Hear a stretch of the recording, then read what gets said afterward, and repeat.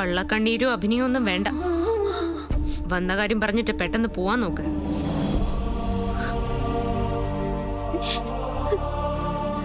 Neil,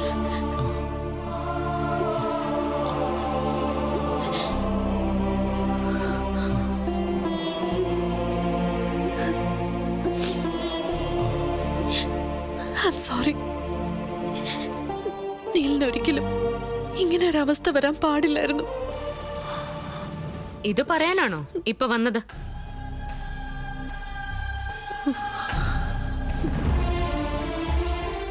അല്ല, കാണാനല്ല, police പിടിച്ച ഗണേശനെ പുറത്തിറക്കണമെന്ന് അപേക്ഷിക്കാൻ. ഏട്ടനാ പരാതി പിൻവലിച്ച ഗണേശനെ പുറത്തിറക്കാൻ പറ്റും. അവൻ ചെയ്തതിനെ ഒരിക്കലും ഞാൻ ന്യായീകരിക്കില്ല. ചെയ്യാൻ പാടില്ലാത്തതാണ് ചെയ്തത്. പക്ഷെ അവൻ എന്റെ ബ്രദർ, ചോരയാണ്. അവനൊരു സങ്കടം വരുന്നത് എനിക്ക് സഹിക്കാൻ പറ്റില്ല. എന്റെ ഈ കിടപ്പ് കണ്ടല്ലോ അല്ലേ, വെട്ടിയിട്ട് എന്നെയും കൊണ്ട് സ്വാതി ഈ ആശുപത്രിയിൽ വരുമ്പോ ജീവിക്കാന്നുള്ള ഒരുറപ്പുമില്ലായിരുന്നു എനിക്ക്. ഭാഗ്യം കൊണ്ട് മാത്രം എനിക്ക് രക്ഷപ്പെടാൻ പറ്റിയത്. അതൊക്കെ എനിക്കറിയാം. വാർത്ത അറിഞ്ഞ ഉടനെ ഞാനിവിടെ വന്നിരുന്നു നീലിനെ കാണാൻ. സ്വാതി അതിനെ സമ്മതിച്ചില്ല. ഒരു പ്രശ്നം ഞാനായിട്ട് ഉണ്ടാക്കണ്ടെന്ന് കരുതിയ ഞാനന്ന് തിരിച്ചു പോയത്. എനിക്ക് സങ്കടമുണ്ട്, പക്ഷെ എന്ത് ചെയ്യാൻ പറ്റും? ഇനി ഒന്നും ചെയ്യണ്ട. തെറ്റ് ചെയ്തവൻ ശിക്ഷ അനുഭവിക്കട്ടെ. അപ്പോ എല്ലാവരും ഒരു പാഠം പഠിക്കും. വീട്ടുകാരെ ഞാൻ എന്തൊക്കെ ചീത്ത വിളിച്ചു എന്ന് എനിക്ക് തന്നെ അറിയില്ല.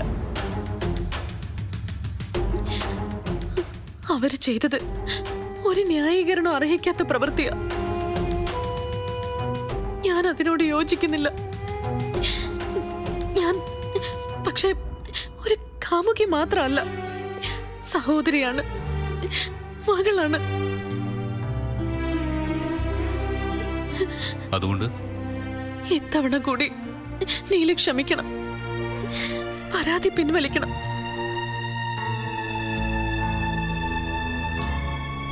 അങ്ങനെ ചെയ്ത ഗണേശൻ പുറത്തിറങ്ങും. അവനിറങ്ങിയ വീട്ടുകാർക്ക് നീലിനോടുള്ള ദേഷ്യം മാറും. നിന്റെ വീട്ടുകാരുടെ പ്രീതി പിടിച്ചു പറ്റേണ്ട ഗതികേടൊന്നും എനിക്കില്ല. അറിയാം. എന്നാലും എനിക്ക് വേണ്ടി ഇനി ഒരിക്കലും ഇങ്ങനെ ഒരു സഹായം ചോദിച്ച് ഞാൻ നീലിന്റെ മുമ്പിൽ വരില്ല. അതിനുള്ള സാഹചര്യം ഉണ്ടാക്കാതെ ഞാൻ നോക്കിക്കൊള്ളാം. ഇത്തവണ മാപ്പാക്കണം. പറ്റില്ല. പരാതി പിൻവലിക്കാൻ എനിക്ക് പറ്റില്ല. അങ്ങനെ ചെയ്താ ഈ നിൽക്കുന്ന സ്വാതിയുടെ മുമ്പിൽ ഞാൻ ആരായി തീരും. ഓ, അപ്പൊ ഇവിടെയാണോ പേടി? പേടിയല്ല, കടപ്പാട്. എന്റെ ജീവൻ രക്ഷിച്ച ആളോടുള്ള കടപ്പാട്. അത് കാണിച്ചല്ലേ പറ്റൂ.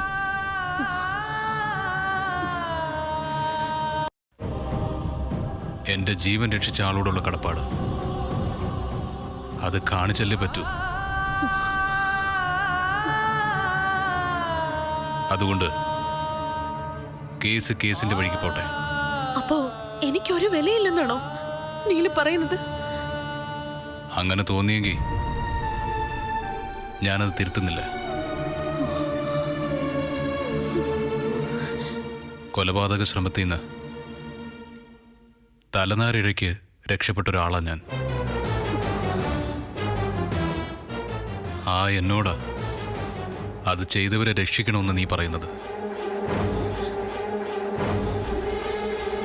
ഇങ്ങനെ ഒരു ആവശ്യം പറയുന്നത് ആരായാലും അവരോട് പെരുമാറേണ്ടത് ഇങ്ങനെയല്ലാന്ന് നിനക്കറിയാമായിരിക്കുമല്ലോ.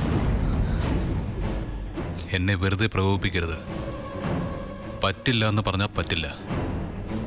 നിനക്ക് പോവാം. ഞാനപ്പോ ഇവിടെ വരാൻ പാടില്ലായിരുന്നു. ഇപ്പോഴാ എനിക്കത് മനസ്സിലായത്. സോറി. വേദ, പറഞ്ഞേക്ക് ഗണേശനോട് ഇതിനുള്ള തിരിച്ചടി കിട്ടിയിരിക്കുമെന്ന്.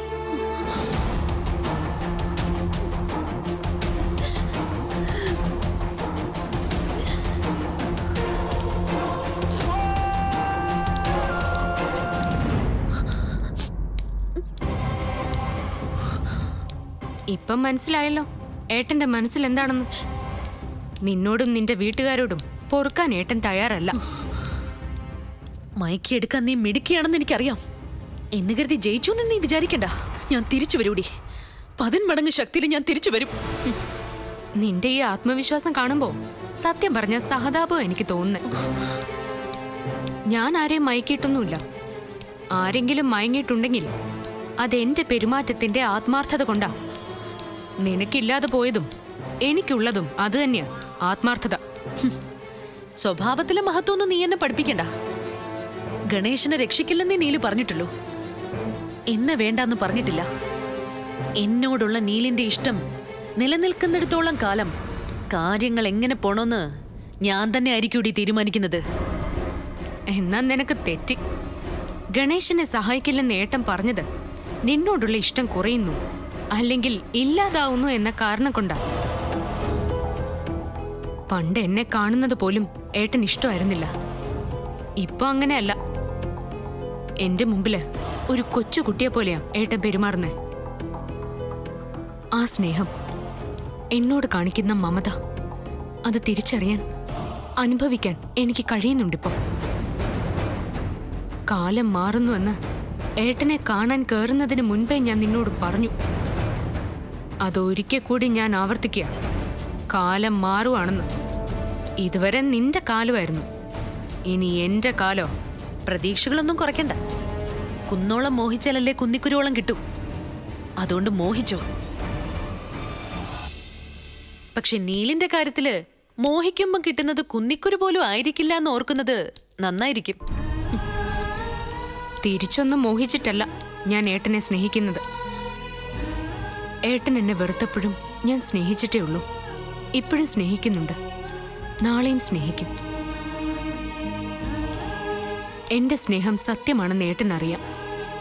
ആ തിരിച്ചറിവാടി ഇപ്പൊ എന്റെ വിജയത്തിന് കാരണം.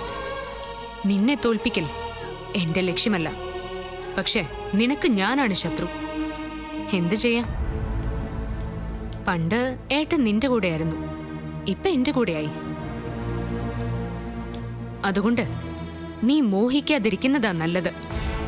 മോഹിച്ച ദുഃഖിക്കേണ്ടി വരും. ഇതുപോലെ പല സമയങ്ങളിൽ പല സന്ദർഭങ്ങളിൽ തലകുനിച്ചിറങ്ങേണ്ടി വരും എന്റെ മുമ്പീന്ന്. പോകുന്നത് തിരിച്ചു വരാൻ തന്നെയാ. അത് നിനക്ക് മനസ്സിലാവും. പിന്നെ ഞാൻ നിനക്ക് എല്ലാവിധ ആശംസകളും നേരുന്നു. ജയിക്കുമെന്ന് ഒരിക്കലും ഉറപ്പില്ലാത്തൊരു യുദ്ധമാണല്ലോ നീ ഇപ്പൊ ചെയ്യാൻ പോകുന്നത്. ചെയ്തോ. മത്സരിക്കാൻ എനിക്കൊരു മടിയുമില്ല, പ്രത്യേകിച്ച് ഇപ്പോ. അഹങ്കാരിയാണ് നീ. ഈ അഹങ്കാരം ഞാൻ അവസാനിപ്പിക്കും. വിരല് ചൂണ്ടുന്നത് സ്വന്തം വീട്ടുകാരോട് മതി.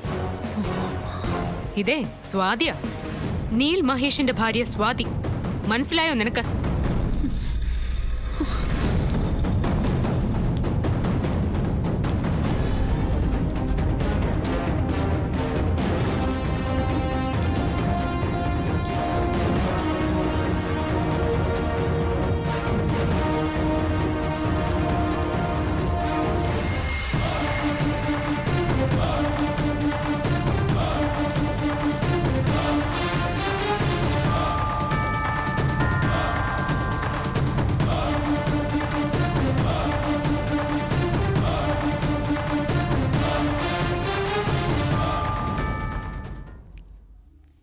ഞാൻ അപ്പോഴേ പറഞ്ഞതാ പോണ്ടാന്ന്.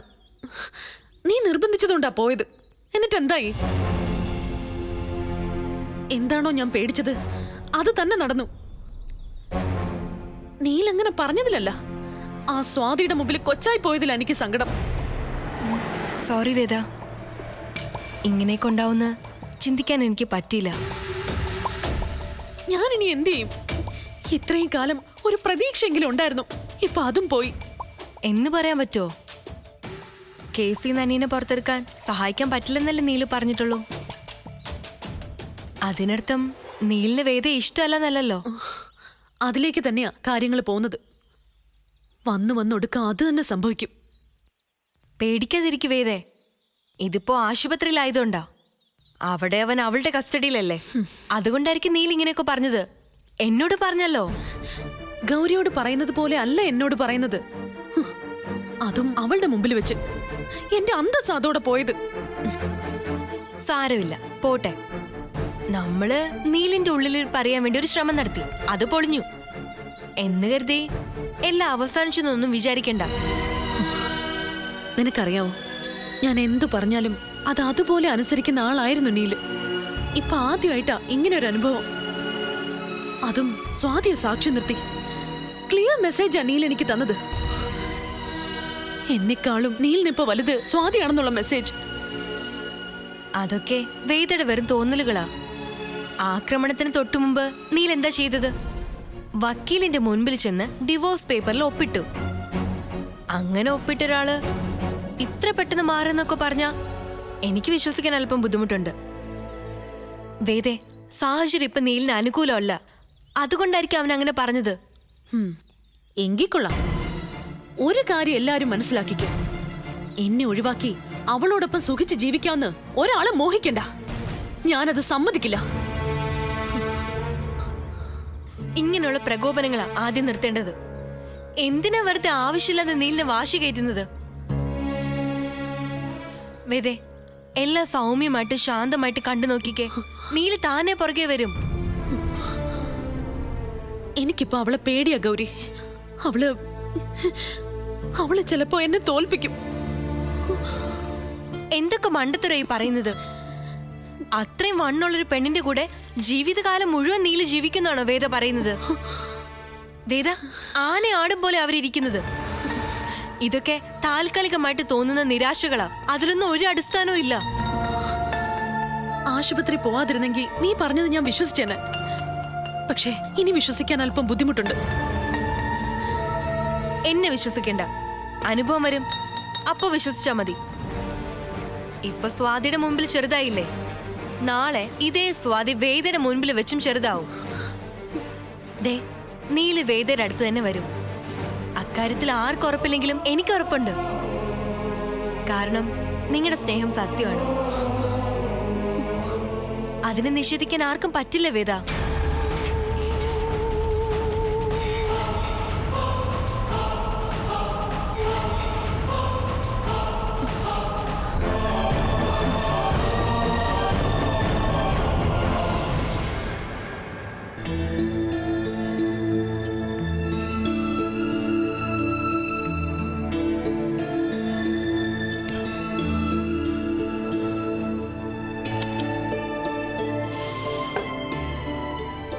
ഇതങ്ങ് വെച്ചേക്ക്.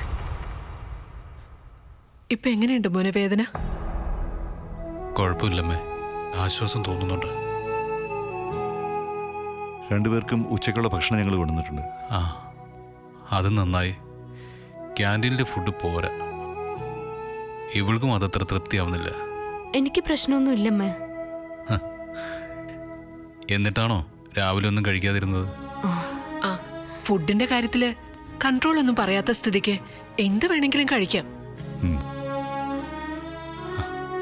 എനിക്ക് എങ്ങനെയെങ്കിലും ഇവിടുന്ന് ഇറങ്ങിയാൽ മതി. മടുത്തു ഈ കിടപ്പ്. ആകെയുള്ള ആശ്വാസം ഇവളടുത്തുള്ളതാ.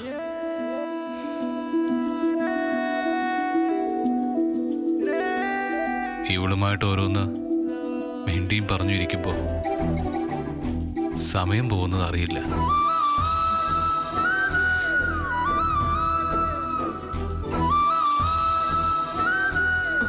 അയ്യോ, നിങ്ങൾ വന്നിട്ട് ചായ തരാൻ മറന്നുപോയി.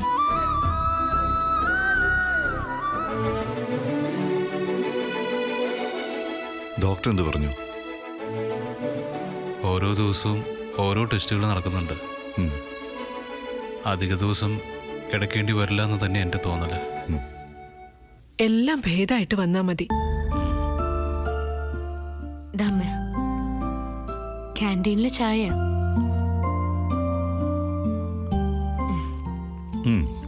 Not bad. അച്ഛാ, എൻ്റെ കേസിൻ്റെ പ്രോസിക്യൂട്ടറെ ഒന്ന് പോയി കാണണം. കേസ് നടത്താൻ വേണമെങ്കിൽ സ്പെഷ്യൽ പ്രോസിക്യൂട്ടറെ അപ്പോയിന്റ് ചെയ്യാൻ പറയണം അദ്ദേഹത്തോട്. ഒരു കാരണവശാലും എന്നെ ഉപദ്രവിച്ചവർ രക്ഷപ്പെടാൻ പാടില്ല. ഭാഗ്യം കൊണ്ട് മാത്ര നീ ഇത്തവണ രക്ഷപ്പെട്ടത്. ഇപ്പോഴെങ്കിലും മനസ്സിലായല്ലോ ഓരോരുത്തരുടെ തനി ഗുണം. പ്രേമിക്കാൻ പോകുന്നു. ഇനി അവളെക്കുറിച്ച് ഓർക്കാൻ പോലും പാടില്ല. ആ വേദയെക്കുറിച്ച്.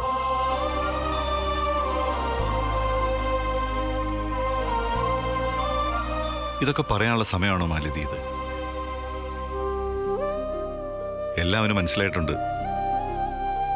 അതുകൊണ്ടാണല്ലോ കേസ് സ്ട്രോങ് ആയിട്ട് നടത്തണമെന്നവൻ പറഞ്ഞത്. അവള് വരുമല്ലോ കാല് പിടിക്കാൻ. അവളുടെ കണ്ണീര് കാണുമ്പോ ഇവനെല്ലാം മറക്കും. വേദ വന്നിരുന്നു, പറ്റില്ല എന്ന് പറഞ്ഞു ഏട്ടൻ. അങ്ങനെ തന്നെ പറഞ്ഞാ മതി. എന്റെ മുന്നിലെങ്ങാൻ അവള് വന്ന് പെട്ട. വേണ്ട, ഇപ്പൊ ഞാനൊന്നും പറയുന്നില്ല. വേദയെ മാത്രമല്ല, ആ ഗൗരിയെ അടുപ്പിക്കണ്ട. രണ്ടാളും പുറത്ത്. മനസ്സിലായോ? എന്താ മൂളലിനൊരു ശക്തിയില്ലാത്ത? മനസ്സിലായി പോരെ? അങ്ങനെ പറയ്.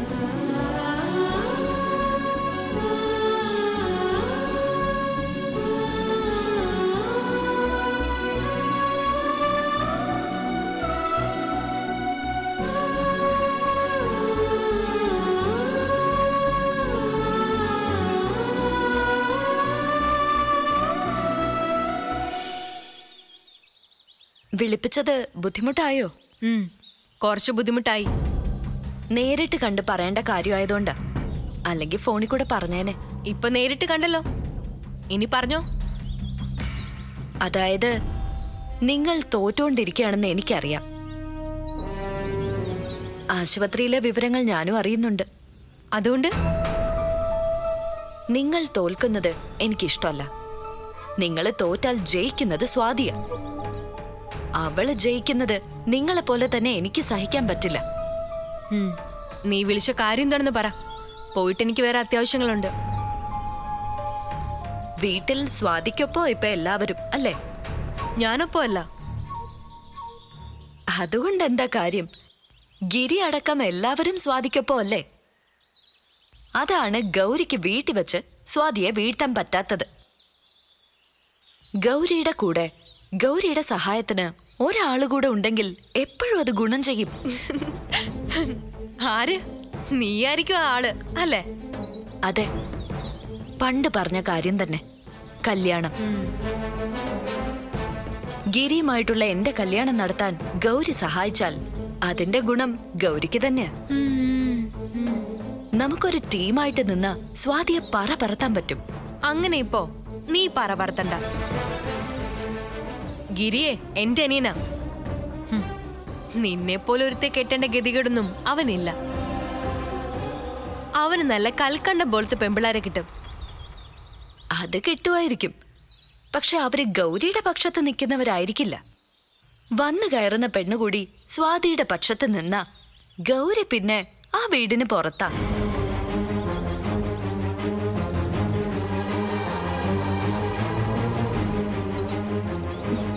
ഞാനൊരു പാവോ. ഗൗരി പറയുന്നത് അനുസരിച്ച് ഞാൻ കഴിഞ്ഞോളാം. എന്നൊക്കെ ഇപ്പൊ പറയും. വന്ന് കയറി കഴിയുമ്പോ നിന്റെ സ്വഭാവം അങ്ങ് മാറും. ഇല്ല, സ്വാതി എന്റെ ശത്രുവല്ലേ? എനിക്കത്ര വിശ്വാസമില്ല. ഒന്ന് പരീക്ഷിച്ച് നോക്ക്. ഒരെണ്ണം പരീക്ഷിച്ച് തന്നെ കേട് ഇതുവരെ തീർന്നിട്ടില്ല. നീ വലിയ മനക്കോട്ടെന്ന് കെട്ടണ്ട. നിന്റെ ആഗ്രഹമൊന്നും നടക്കാൻ പോകുന്നില്ല. ഞാൻ വന്നില്ലെങ്കിൽ നിങ്ങൾക്കൊരിക്കലും സ്വാതിയെ തോൽപ്പിക്കാൻ പറ്റില്ല. ഞാൻ വന്നില്ലെങ്കിൽ നിങ്ങൾക്കൊരിക്കലും സ്വാതിയെ തോൽപ്പിക്കാൻ പറ്റില്ല. അത് ഞങ്ങൾ അങ്ങ് സഹിച്ചു. ഗൗരി, ഗിരി എനിക്ക് അത്രയ്ക്ക് ഇഷ്ടോ. കുറച്ചു കാലത്തിന് മുമ്പ് നിനക്ക് നീലിനായിരുന്നല്ലോ ഇഷ്ടം. എടി, നിന്റെ സ്വഭാവമൊക്കെ എനിക്ക് നന്നായിട്ട് അറിയാം. എന്റെ അനിയന്റെ ജീവിതം നിനക്ക് തീരെഴുതി തരാൻ ഞാൻ ഒരുക്കുമല്ല. അതുകൊണ്ട് മേലാൽ ഇത്തരം വളഞ്ഞ ബുദ്ധിയും കൊണ്ട് എന്റെ അടുത്ത് വന്നേക്കരുത്.